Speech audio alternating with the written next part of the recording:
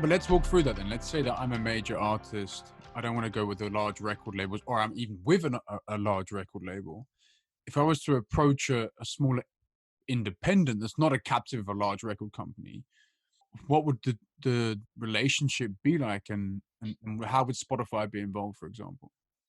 Well, if Spotify is selling, in effect, selling a uh, a deep dive understanding of the of consumption, current consumption and trending consumption,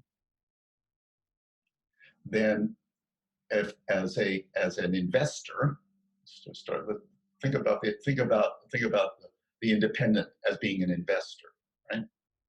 Think about it from their side, right? They want to have greater amount of success per dollar, per pound, than than the major record companies. That's how they're gonna be in a better. That's how they can succeed and be able to match the economics, the the advances at all that go to major artists, right? Um, so, and I don't want to get too uh, granular here. There's the way in which, well, let me just the big advantage that the record companies have at the moment is that when an artist looks as though they're going to go forward and they're an independent, true independent artist, um, and they go and they sit down with the artist and their manager, it's all about the advance. It's all about how much money up front do I get, and all the money I get is it is structured so that it is for how much I'm going to give you $1 million, a lot of money, and for that you're going to deliver me a record,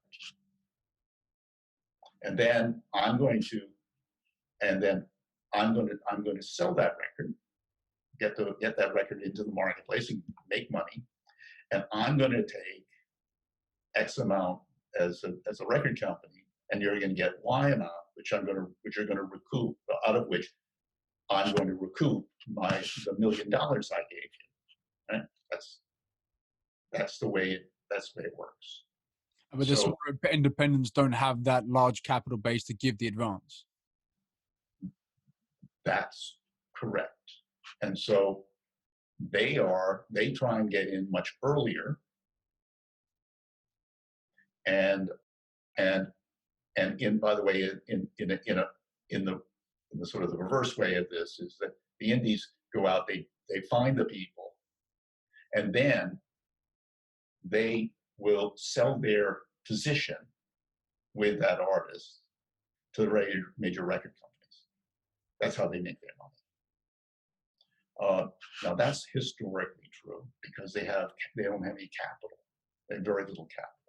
So uh, so what should happen there?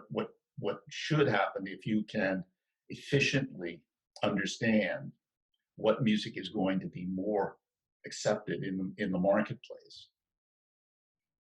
It's a play that absolutely uh, is prime for an investor, right? But And how the does the, and so that I think and that is happening, by the way, uh, and it's going to happen more because where most of those investors have been in music publishing, and those numbers are you know eye watering, um, and if you could lay this out in a proper way, you can probably get to a pretty good answer. Now, it's it's a it's not as complicated as it sounds, but it is. Uh, it's the moment at which it's starting to happen, I think. Now the record companies have lots to do to get to be able to change that, but what they have to.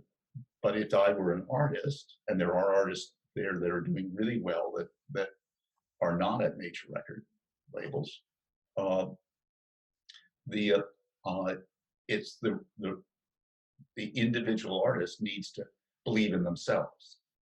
What I always used to say in the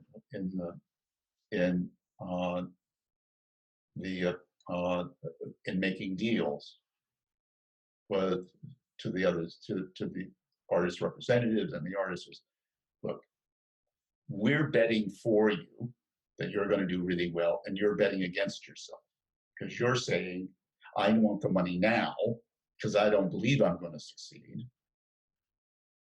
And we say, we're investing now because we think you will, right? And and when you have people who are involved that believe in it, and the artist believes it because there's a more coherent way forward, that changes the entire way in which the market